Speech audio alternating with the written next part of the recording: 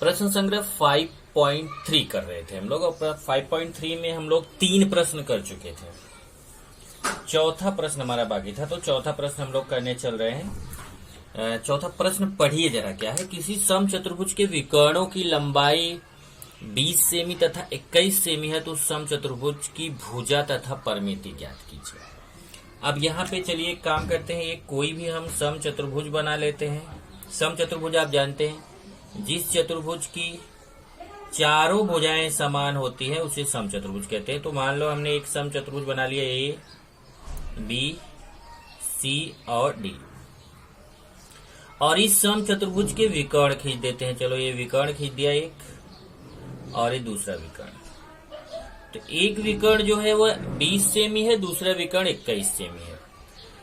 अब हमें इसकी भुजा निकालनी है। समचतुर्भुज की चारों भुजाएं समान होती है, तो कोई भी एक भुजा निकाल सकते हैं। अब देखिए यहाँ पे, और भुजा के साथ जब भुजा पता चल जाएगा तो फिर परिमिति तो निकाल लेंगे, क्योंकि चारों भुजाएं समान है तो 4 गुणे भुजा करके परिमिति निकाल सकते हैं। तो मेन अपना एम है यहाँ पे भुजा निकालना। तो इसके लिए हम मान लेते हैं कि इसके जो विकर्ण है ये जा करके यहाँ पर प्रतिच्छेदित करते हैं। यहाँ पर इसको मान लो हम बिंदु O मान लेते हैं। अब देखो करना कैसे है। एक तो हम जानते हैं कि समचतुर्भुज के विकर्ण लंब समद्विभाजित करते हैं। लंब समद्विभाजित करने का मतलब कि इसमें देखो यहाँ यहाँ यहाँ यहाँ चारों तरफ 90 अंश का कोण बनेगा। तो मान लो मैं इस वाले त्रिभुज को ले लेता हूँ, तो यहाँ देखिए 90 अंश का कोण बनेगा। अब 90 अंश का कोण बन गया यहाँ पे, तो ये कर्ण हो जाएगा ए बी। 90 अंश के सामने की भुजा ए बी कर्ण हो जाएगी। अब इसका देखो ये पूरा एसी विकर्ण दिया गया है 20, तो 20 का आधा कर दे तो हमें एओ पता चल जाएगा। इसी तरीके से बीडी विकर्ण दिया है 21, 21 का आधा कर दे तो हमें बीओ पता चल जाएगा। फिर पाइथागोरस प्रमेय से हम ए बी निकाल सकते हैं। तो यही काम हमें यहाँ पर करना है। चलिए बारी बारी से पहले तो बता देते हैं। माना, क्योंकि यहाँ पे देखो ABCD कुछ लिखा नहीं है, तो हम यहाँ पे बताएंगे माना ABCD समचतुर्भुज है। तो मान लेते हैं ये जो समचतुर्भुज है वह ABCD है, जिसमें इसके विकर्ण दिए गए हैं। विकर्ण AC दिया है 20 सेमी और BD 21 सेमी। अब हम यहां बता देंगे कारण, क्योंकि समचतुर्भुज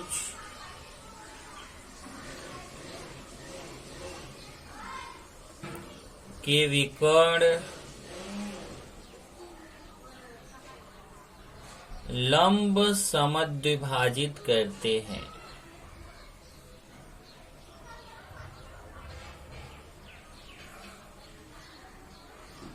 लंब समद्विभाजित करते हैं। और जब विकर्ण लंब समद्विभाजित करते हैं तो इसका मतलब, लंब का मतलब क्या हुआ? लंब का मतलब कोण 90 अंश, तो कोण AOB 90 अंश हो गया। कोण AOB बराबर 90 अंश। और AOAC का आधा होगा। AO बराबर AC/2 तथा BOBD का आधा होगा। BO बराबर BD/2। ओके, अब मान रख देते हैं। AC का मान 20 है तो ये 20/2, और BO बराबर BD का मान 21 है तो 21/2। AO बराबर 20 में 2 का भाग देंगे तो 10 आएगा, 10 सेमी। और BO हो जाएगा 21 में 2 का भाग देंगे तो 10.5। 21 में 2 का भाग देके देखिए आएगा 10.5 सेमी। अब देखो AO और BO आ गया, तो यहाँ पे हम पाइथागोरस का प्रमेय लगा के AB निकाल सकते हैं। इसलिए समकोण त्रिभुज AOB में पाइथागोरस प्रमेय से अब मैं यहाँ पे पाइथागोरस प्रमेय लगाने जा रहा हूँ। तो पाइथागोरस प्रमेय से क्या होगा, कर्ण का स्क्वायर बराबर पहली भुजा का स्क्वायर धन दूसरी भुजा का स्क्वायर। कर्ण हो गया ए बी, एक भुजा ए हो गई, दूसरी भुजा बी हो गई। तो यहाँ पे हो जाएगा कर्ण का स्क्वायर बराबर पहली भुजा का स्क्वायर प्लस दूसरी भुजा का स्क्वायर। चलिए मान रखते हैं कर्ण कौन है, ए बी। तो ए बी का स्क्वायर पहली भुजा मान लो हो गई ए ओ और दूसरी भुजा हो गई बी ओ। अब मान रख देते हैं। अब देखिए कर्ण ए बी का मान हमें निकालना है। अब एओ और बीओ का मान यहां से देखिए आपने निकाला, एओ का 10 और बीओ का 10.5। तो हो जाएगा 10 का स्क्वायर प्लस 10.5 का स्क्वायर। अब ये हो जाएगा ए बी स्क्वायर बराबर 10 का स्क्वायर 100, 10 गुणे 10 करेंगे 100 आएगा, और 10.5 का स्क्वायर करेंगे तो 10.5 में 10.5 का गुणा करेंगे तो गुणा कर लोगे आप 110.25। अब 100 में 110.25 जोड़ेंगे तो आएगा 210.25। ये हो जाएगा ए बी स्क्वायर बराबर 110.25। अब दोनों पक्षों का वर्गमूल लेने पर दोनों इधर है, दोनों पक्षों का वर्गमूल लेने पर, अब वर्गमूल क्यों ले रहे हैं, क्योंकि स्क्वायर हटाना है। स्क्वायर हटाना तो इसका स्क्वायर हट जाएगा और जिसके ऊपर स्क्वायर नहीं है वो करणी में चला जाएगा 110.25। अब इसका वर्गमूल निकाल लेंगे। आप वर्गमूल निकालना जानते हो, 110 नहीं है 210 है, यहाँ पे 210 आएगा। तो 210.25 का वर्गमूल निकालेंगे। अब वर्गमूल निकालना आपको आता है, 210.25 का वर्गमूल कैसे निकालेंगे, भाग विधि से निकाल सकते हैं। भाग विधि पे आपको सिखाया गया, आप गुणनखंड विधि से निकालना है तो यहाँ से दशमलव हटा के बटे 100 कर लो और फिर गुणनखंड विधि से निकाल सकते हो। तो इसका निकालेंगे तो आएगा 14.5। अब वर्गमूल आप निकालेंगे, ए बी का मान आ गया हमें 14.5। तो हमें सम चतुर्भुज की भुजा निकालना था, तो सम चतुर्भुज की भुजा हमें पता चल गई। सम चतुर्भुज की भुजा कितना आ गया, 14.5 सेमी। फिर हम निकालेंगे परिमिति। सम चतुर्भुज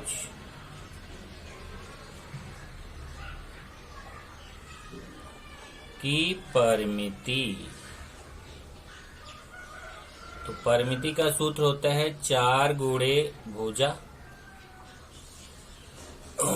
अभी 4 गुणे भुजा का मान कितना है, 14.5। देखिए सम चतुर्भुज की परिमिति का सूत्र होता है 4 गुणे भुजा। 4 गुणे भुजा, भुजा का मान कितना है 14.5। अब गुणा करना आपको आता है, 14.5 में 4 का गुणा कर लीजिए तो आएगा 58.0, मतलब 58 आएगा, 58 सेमी। इस तरीके से आपका ये उत्तर हो जाएगा। तो यहाँ पे मैं लिख देता हूँ उत्तर।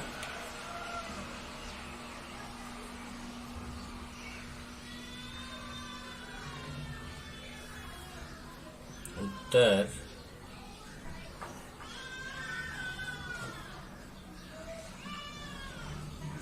सम चतुर्भुज की भुजा,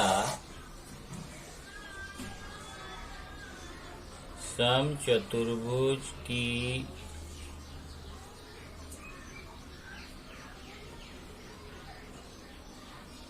भुजा 14.5 सेमी और सम चतुर्भुज की परिमिति 58 सेमी। इस तरीके से आपका चौथा क्वेश्चन हो गया। तो यहां से आपका प्रश्न संग्रह 5.3 खत्म हो गया। अब हम लोग प्रश्न संग्रह 5.4 के लिए आगे बढ़ेंगे। अब देखिए, इसके पहले हम लोगों ने समांतर चतुर्भुज पढ़ लिया, आयत पढ़ लिया, वर्ग पढ़ लिया, सम चतुर्भुज पढ़ लिया। ये 4 चतुर्भुज पढ़ लिए। अब एक और चतुर्भुज हम लोग पढ़ने जा रहे हैं, समलंब चतुर्भुज। तो समलंब चतुर्भुज के बारे में देखिए क्या है। ये सब आप 8वीं में पढ़ चुके हो। एक बार फिर से यहाँ पे उससे रिलेटेड कुछ और क्वेश्चंस कर रहे हैं। तो जिस चतुर्भुज की सम्मुख भुजाओं की एक जोड़ी समांतर तथा दूसरी जोड़ी असमांतर होती है उसे समलंब चतुर्भुज कहते हैं।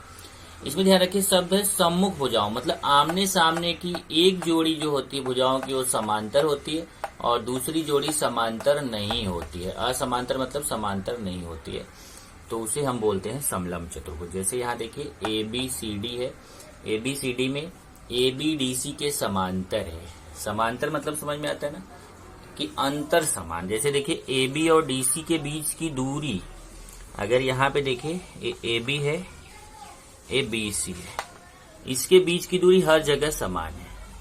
तो ये दोनों AB और DC दोनों रेखाएं आपस में समांतर है क्योंकि इनके बीच की दूरी समान है। यही अगर आप AD और BC देखें तो ये समांतर नहीं है क्योंकि इनके बीच की दूरी देखिए यहाँ कम है और यहाँ ज्यादा है।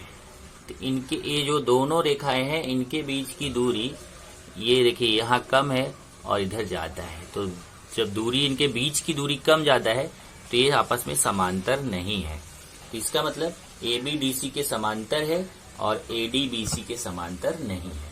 तो आखिर में चतुर्भुज ABCD समलंब चतुर्भुज है जिसमें भुजा AB भुजा DC के समांतर है। अब इसमें आता है समद्विबाहु समलंब चतुर्भुज क्या होता है। तो समद्विबाहु समलंब चतुर्भुज, एक तो समलंब चतुर्भुज हो गया कि जिसकी सम्मुख भुजाएं समांतर होती है उसे, जिसकी एक सम्मुख भुजा जोड़ी जो होती है वो समांतर होती है और एक सम्मुख भुजा की जोड़ी समांतर नहीं होती है उसे समलंब चतुर्भुज कहते हैं। लेकिन समद्विबाहु समलंब चतुर्भुज क्या होता है, जिस समलंब चतुर्भुज की असमांतर भुजाएं सर्वांगसम होती है उसे समद्विबाहु समलंब चतुर्भुज कहते हैं। अब असमांतर भुजाएं कौन है, देखिए AD और BC। अगर मान लीजिए समलंब चतुर्भुज में ADBC के सर्वांगसम हो जाए, ध्यान रखना आप, समांतर नहीं, समांतर तो है नहीं, हो सर्वांगसम हो जाए मतलब इनकी लंबाई समान हो जाए तो उसे बोलेंगे समद्विबाहु समलंब चतुर्भुज। तो आकृति में यदि AD सर्वांगसम BC, अगर AD BC के सर्वांगसम हो जाए तो चतुर्भुज ABCD जो है वो समलंब चतुर्भुज होगा। तो ये समद्विबाहु समलंब चतुर्भुज हो गया। तो समलंब चतुर्भुज और समद्विबाहु समलंब चतुर्भुज में क्या फर्क हुआ, समलंब चतुर्भुज में केवल इतना होता है कि सम्मुख भुजाओं की एक जोड़ी समांतर होती है, एक जोड़ी समांतर नहीं होती है। लेकिन समद्विबाहु समलंब चतुर्भुज में क्या होता है, इसमें इस समलंब चतुर्भुज के गुणधर्म तो पाए ही जाते हैं, एक एक्स्ट्रा गुणधर्म इसके अंदर पाया जाता है कि इसकी असमांतर भुजाएं सर्वांगसम होती हैं। अब आता है समलंब चतुर्भुज की माध्यिका। तो समलंब चतुर्भुज की असमांतर भुजाओं के मध्य बिंदुओं को मिलाने वाले रेखाखंड को माध्यिका कहते हैं। अब देखिए, ये जैसे एक समलंब चतुर्भुज PQRS है, इस समलंब चतुर्भुज PQRS में ये जो असमांतर भुजा PS और QR है, PS और QR दोनों असमांतर भुजाएं हैं, तो PS का मध्य बिंदु M ले लिया और QR का मध्य बिंदु N ले लिया। तो असमांतर भुजाएं PS का मध्य बिंदु M ले लिया और QR का मध्य बिंदु N ले लिया और इनको मिला दिया, तो जो MN मिलता है इसको बोलते हैं माध्यिका। यहाँ देखो लिखा है आखिर में समलंब चतुर्भुज PQRS में MN जो है वह माध्यिका है। इस तरीके से ये हो गया समलंब चतुर्भुज। अब इसमें समलंब चतुर्भुज में अगर आप ध्यान से देखो तो एक प्रॉपर्टी बहुत अच्छा यूज होता है, एक गुणधर्म। अब देखिए, अगर ये समान ABDC के समांतर है और एक तिर्यक रेखा है तो देखिए अंतः कोण है और अंतः कोणों का योगफल कितना होता है, 180 है। इसी तरीके से A भी अंतः कोण है क्योंकि ये समांतर रेखा हो गई, तिर्यक रेखा हो गया, तो तिर्यक रेखा की तरफ अंदर वाले कोण है तो अंतः कोण है, अंतः कोणों का योगफल 180 अंश होता है। तो अगर आपको एक कोण पता हो तो आप दूसरा आसानी से निकाल सकते हैं। तो इसी पे डिपेंड है आपका प्रश्न संग्रह 5.4। तो हम लोग करेंगे प्रश्न संग्रह 5.4 जो कि समलंब चतुर्भुज पे डिपेंड है। तो मैं यहाँ पे लिखता हूँ अभी प्रश्न संग्रह 5.4। प्रश्न संग्रह 5.4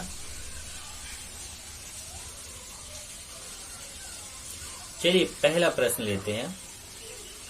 प्रश्न 1। तो पहले मैं प्रश्न लिख लेता हूं। यदि चतुर्भुज IJKL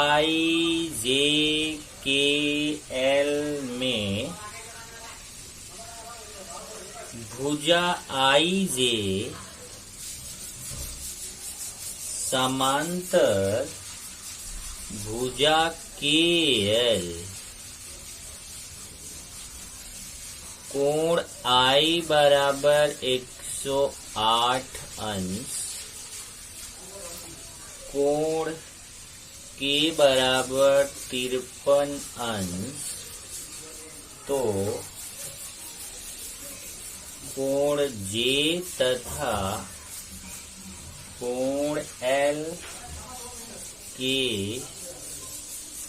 माप ज्ञात करो। ये देखो ये क्वेश्चन और डायग्राम बना हुआ है। यहाँ पे जो क्वेश्चन है अगर आप देखेंगे 5.4 में तो इसका डायग्राम नहीं बना हुआ है। तो इसका डायग्राम हमें खुद से ही जैसा क्वेश्चन में बोला है वैसे क्वेश्चन की तरह हमें इसका डायग्राम बनाना है। चलिए बनाते हैं। क्या बोला है? IJKL में भुजा IJKL के समांतर है। देखो समलंब चतुर्भुज नहीं बोला, लेकिन एक भुजा एक सम्मुख जोड़ी भुजा की जो है वो समांतर है। तो यहाँ देखिए मैं बना रहा हूं, ये आपका यहाँ हो गया IJKL।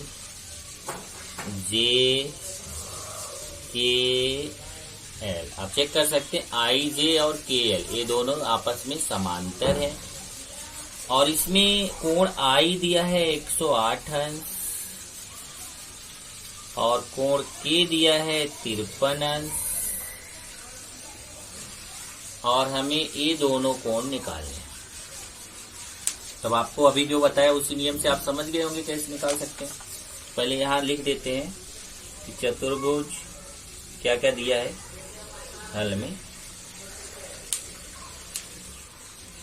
चतुर्भुज IJKL में भुजा IJ समांतर भुजा KL कोण I दिया है 108 अंश, कोण K दिया है 53 अंश और कोण J निकालना है और कोण L निकालना है।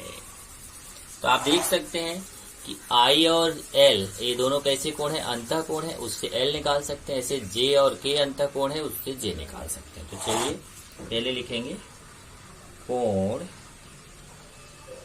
अब देखिए यहाँ पे IJ KL के समांतर है।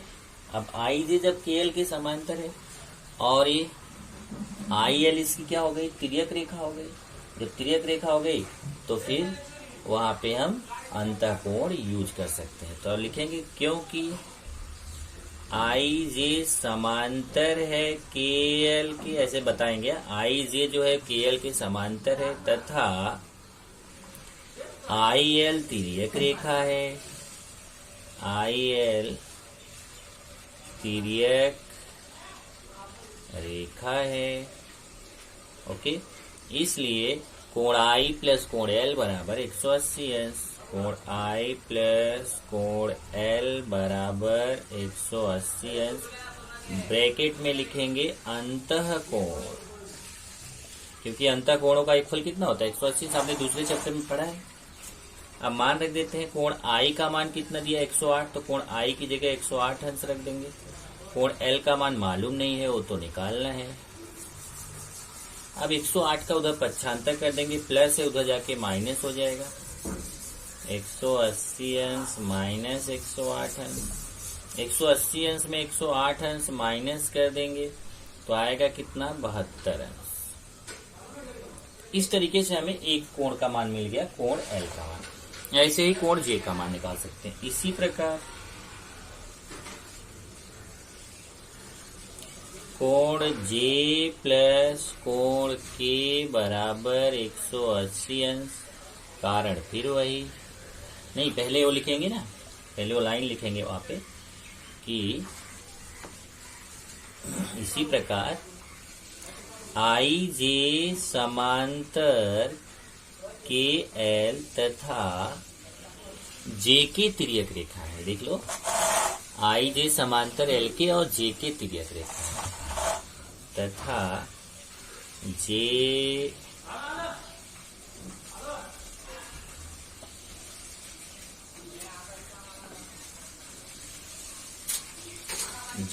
के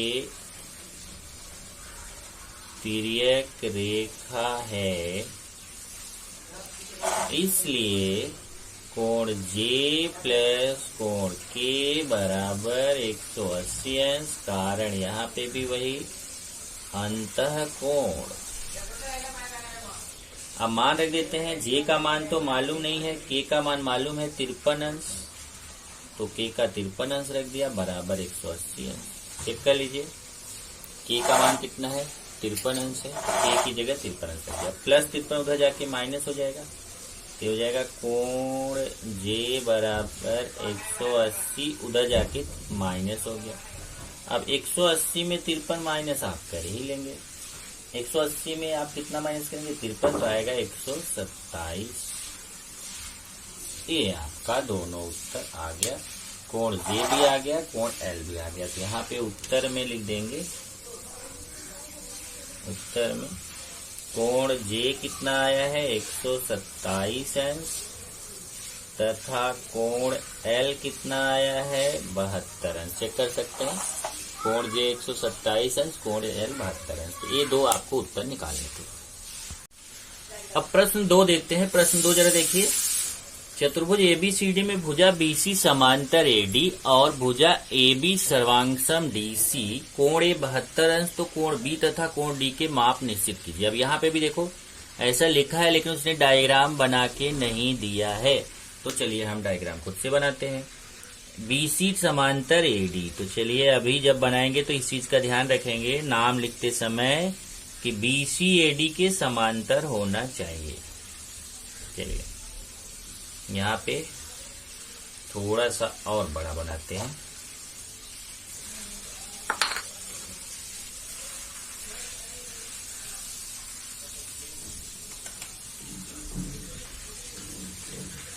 ये हो गया BCD A। अब देखिए ABCD हो भी गया और BC AD के समांतर हो गया। ये भी ध्यान रखना डायग्राम बनाते समय, BC AD के समांतर है तो BC AD के समांतर आना चाहिए। और AB सर्वांगसम DC, ये देखिए AB और DC ये दोनों आपस में सर्वांगसम है। कोण A 72 अंश है, ये देखिए A वाला कोण दिया है 72 अंश, तो कोण B और कोण D निकालना। तो कोण B तो आप आसानी से निकाल सकते हो, कैसे, ये देखिए अंतः कोण से। तो चलिए पहले वही काम कर लेते हैं, कोण B निकाल लेते हैं। तो चतुर्भुज ABCD में भुजा BC समांतर भुजा AD, भुजा AB सर्वांगसम भुजा BC, कोण A दिया है 72 अंश, कोण B निकालना है और कोण D निकालना है। तो पहले बताएंगे कि BC समांतर AD तथा, ये देखिए BC AD के समांतर है और BA तिर्यक रेखा है तथा BA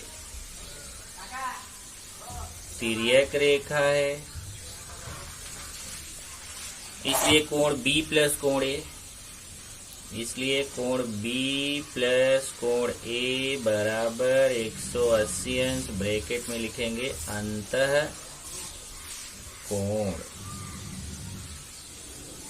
ओके, अब चलिए मान रखते हैं कोण बी का मान निकालना है, कोण ए का 72 अंश है, कोण बी प्लस कोण ए का मान 72 अंश बराबर 180 अंश, 72 का उधर 95 कर दीजिए, प्लस है उधर जाके हो जाएगा माइनस 180 अंश माइनस 72 अंश, 180 में 72 घटा दीजिए तो कोण बी का मान आपको मिल जाएगा 108 अंश। चलिए एक मान तो आपने निकाल लिया, अब निकालेंगे हम डी का मान। अब डी के मान के लिए थोड़ा आपको ज्यादा काम करना पड़ेगा। क्या करेंगे, देखिए यहां से रचना करेंगे, जरा देखिए डायग्राम में, ये डी के मान के लिए यहां से रचना करेंगे, यहां से ए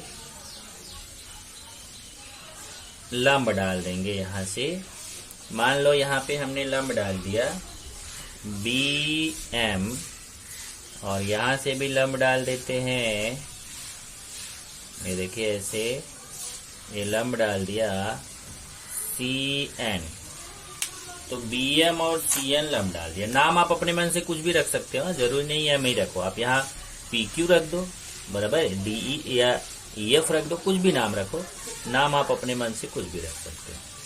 ये देखिए लंब डाल दिया। अब हमें क्या करना है, देखिए अगर हम इन दोनों त्रिभुजों को सर्वांगसम सिद्ध कर दें तो अपने आप कोण ए कोण डी के सर्वांगसम हो जाएगा, जितना कोण ए रहेगा उतना ही कोण डी रहेगा।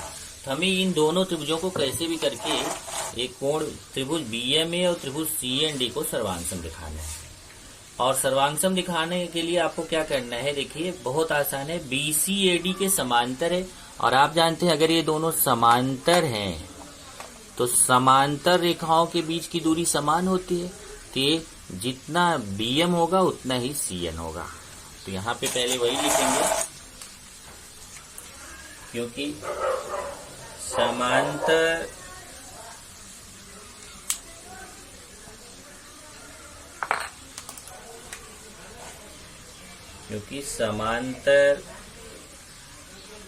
रेखाओं के बीच की दूरी समान होती है, इसलिए BM बराबर हो जाएगा CN के। ये जब BM CN के बराबर हो गया, इसको मैं कर दिया समीकरण 1, क्योंकि इसकी हमें जरूरत पड़ेगी। अब हम वो दोनों त्रिभुज ले लेते हैं जिसको हमें सर्वांगसम दिखाना है। तो त्रिभुज समकोण त्रिभुज BMA तथा समकोण त्रिभुज CND में, अब देखिए जरा, ये दो समकोण त्रिभुज है, ये BMA भी समकोण त्रिभुज है क्योंकि यहाँ 90 अंश बन रहा है, CND भी समकोण त्रिभुज है क्योंकि यहाँ 90 अंश बन रहा है।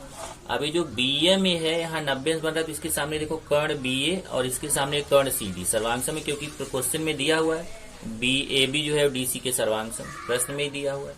तो ये कर्ण कर्ण के सर्वांगसम हो गया, और BM CN के अभी हमने सिद्ध किया भुजा भुजा के, तो कर्ण भुजा कसौटी से दोनों त्रिभुज सर्वांगसम सिद्ध हो जाएंगे। तो चलिए पहले लिखेंगे कर्ण BA या AB उसको बोल दो, कर्ण AB सर्वांगसम कर्ण DC दिया है, ये प्रश्न में दिया हुआ है, और भुजा BM सर्वांगसम भुजा CN, ये देखिए समीकरण 1 से, समीकरण 1 से अब कर्ण कर्ण के सर्वांगसम हो गया, भुजा भुजा के, तो कर्ण भुजा कसौटी से दोनों त्रिभुज सर्वांगसम हो जाए। त्रिभुज, इसलिए त्रिभुज BMA सर्वांगसम त्रिभुज CND, कसौटी लिखेंगे कौन सी, कर्ण भुजा कसौटी, और जब कर्ण भुजा कसौटी से दोनों त्रिभुज सर्वांगसम हो गए तो अपने आप देखिए, अब जरूरत नहीं हमें, देखिए जब कर्ण भुजा कसौटी से दोनों त्रिभुज सर्वांग सम हो गए तो अपने आप कोण ए कोण डी के सर्वांग सम हो जाएगा। ओके, इसलिए कोण डी सर्वांग सम कोण ए, कारण क्या लिखेंगे, सर्वांग सम